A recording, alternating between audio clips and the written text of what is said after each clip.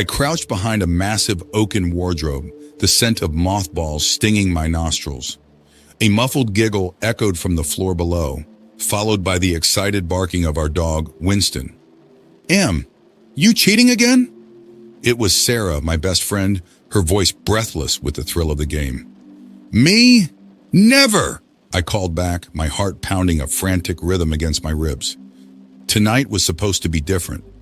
Just a carefree game of hide-and-seek, a way to chase away the unsettling quiet that had settled over our house since Papa left for his business trip. Mama had been acting strange too, jumpy and withdrawn.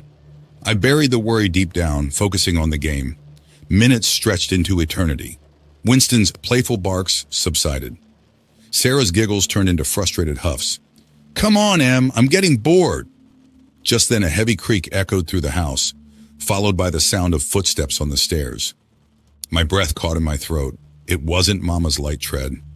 The creaks grew closer, reaching the landing. My heart hammered a frantic tattoo against my chest as a guttural voice rasped from outside the attic door. "Emily? Sarah? Where are you both?" It wasn't Papa's voice either. It was rough and unfamiliar, laced with a chilling urgency. Fear tightened its icy grip around my heart. Sarah shuffled closer, her bare foot brushing against mine in the darkness. A low metallic groan reverberated as the doorknob turned. My hand flew to Sarah's mouth, stifling a scream that threatened to erupt from my throat. The door creaked open, revealing a sliver of flickering gaslight from the hallway. We held our breath, praying to be invisible. The silhouette of a tall, gaunt figure filled the doorway. A single cold eye glinted in the dim light, scanning the room. It landed on the empty space behind the wardrobe. Dread filled me, sharp and suffocating. Suddenly, a loud thump echoed from downstairs, followed by a blood-curdling scream. My blood ran cold. It was Mama's voice. The figure in the doorway whipped around, his head snapping towards the stairs. Without a single sound, he vanished into the darkness. The silence that followed was deafening. Tears streamed down my face as I clung to Sarah, the terror a living, breathing entity in the room. After what felt like an eternity, we heard a series of heavy thumps, then a sickening thud. Panic surged through me. We had to get out. Grabbing Sarah's hand, I crept out from behind the wardrobe, our bare feet padding silently across the dusty floorboards. We tiptoed to the attic window, the only escape route. The latch was rusty and stiff, refusing to budge at first. My breath hitched as a scraping sound came from the stairs below. Sarah tugged at my hand, her eyes wide with terror. With a final surge of strength, I wrenched the window open. We clambered out, the cold night air a welcome shock. We sprinted across the dew-laden grass, the barking of startled neighborhood dogs echoing in our wake. We finally stopped at the familiar haven of Mrs. Abernathy's porch, our chests heaving, tears streaming down our dirt-streaked faces. The kind, elderly woman ushered us inside, her worried eyes taking in our disheveled state.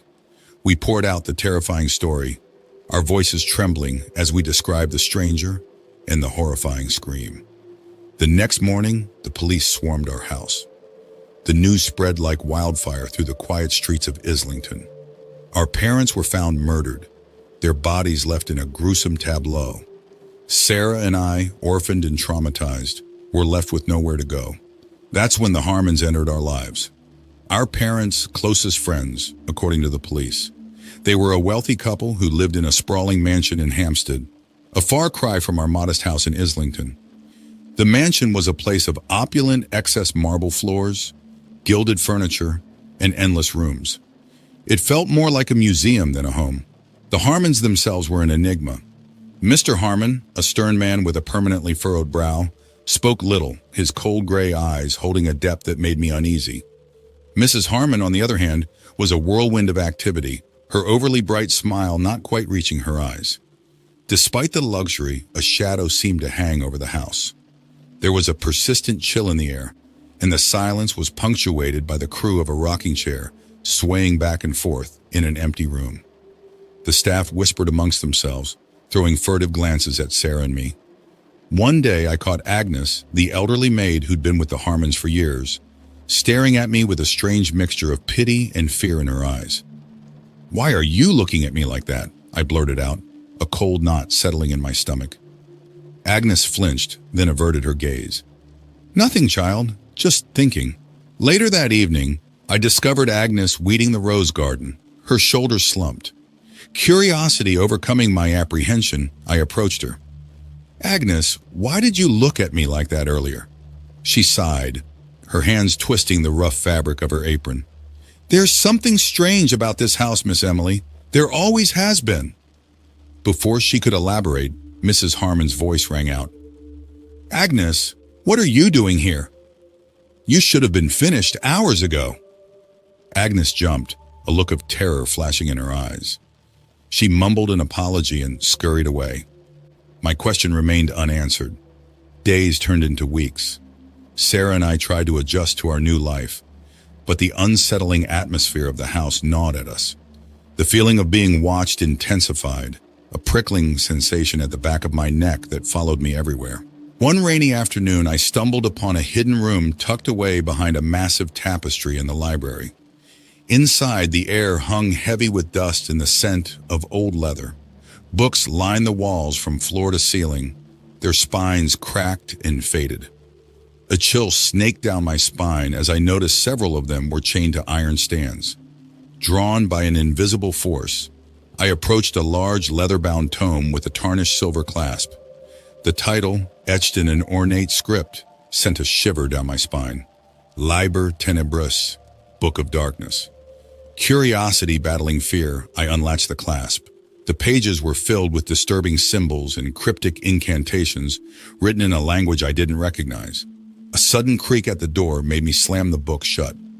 I whirled around to find Mr. Harmon staring at me, his face a mask of fury. What are you doing here, Emily? His voice was a low growl. I just found this room, I stammered, clutching the book to my chest. He snatched the book from me, his eyes burning with an unnatural intensity. This doesn't concern you. Leave! He locked the room behind me, leaving me more terrified than ever. The book's title echoed in my mind, a dark secret hidden within its pages. That night, Sarah woke me up with a frantic whisper. Emily, I heard voices coming from downstairs.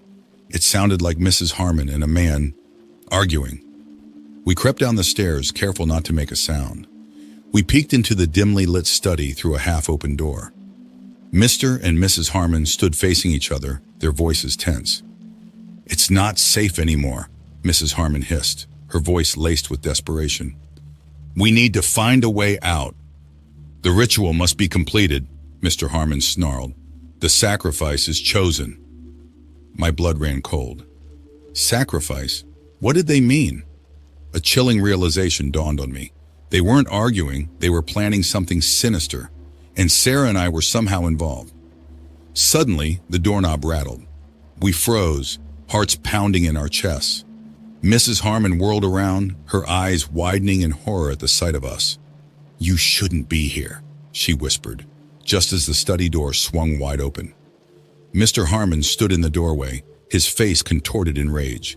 He held a gleaming knife in his hand. We have no choice now, he hissed, his eyes gleaming with a cold, predatory light. Sarah and I screamed, scrambling back in terror. We knew then that the mansion held a deeper darkness than we could have imagined. The games had begun, and the stakes couldn't be higher. We were no longer just orphans. We were the hunted, pawns in a horrifying game where our very souls were the prize. Adrenaline pumping, Sarah and I bolted down the hallway, desperate for an escape. Our pursuers weren't far behind, Mr. Harmon's heavy footsteps echoing like thunder on the marble floor. Tears streamed down my face, blurring my vision, but I didn't dare stop. We burst through the back door, the rain stinging our faces like 1,000 needles. The storm raged on, the wind howling through the trees like a banshee's wail. We tore across the vast lawn, the sound of the angry ocean crashing against the distant cliffs, our only companion. Suddenly, a hand clamped over my mouth, stifling my scream.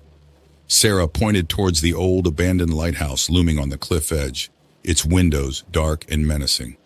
It was our only option. We scrambled up the crumbling stone steps, our pursuers gaining ground with every desperate breath we took. We reached the top, the rusted metal door creaking open with a groan.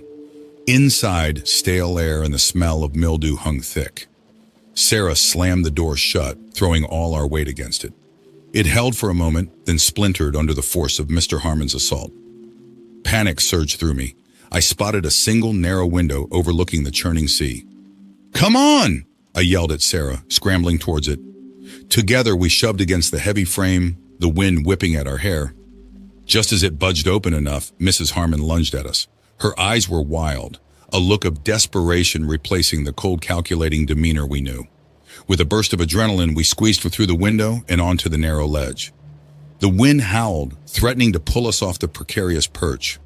Below, the waves crashed against the jagged rocks, a churning abyss of frothy white.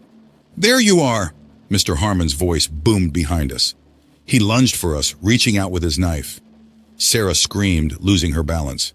In a heartbeat, I grabbed her arm, digging my fingers into her skin. Mr. Harmon hesitated, his face a mask of conflicting emotions. "Don't do it, Emily," Mrs. Harmon pleaded from behind him. "There's another way." Confusion warred with fear in my eyes. Mr. Harmon's knife hovered in the air. Then, with a guttural roar, he lunged at Sarah again. Without thinking, I let go. Sarah, with a cry of terror, tumbled off the ledge. But instead of falling, a blinding light engulfed her, lifting her up into the storm-filled sky. My scream died in my throat. Sarah was gone, vanished into the swirling vortex of wind and light.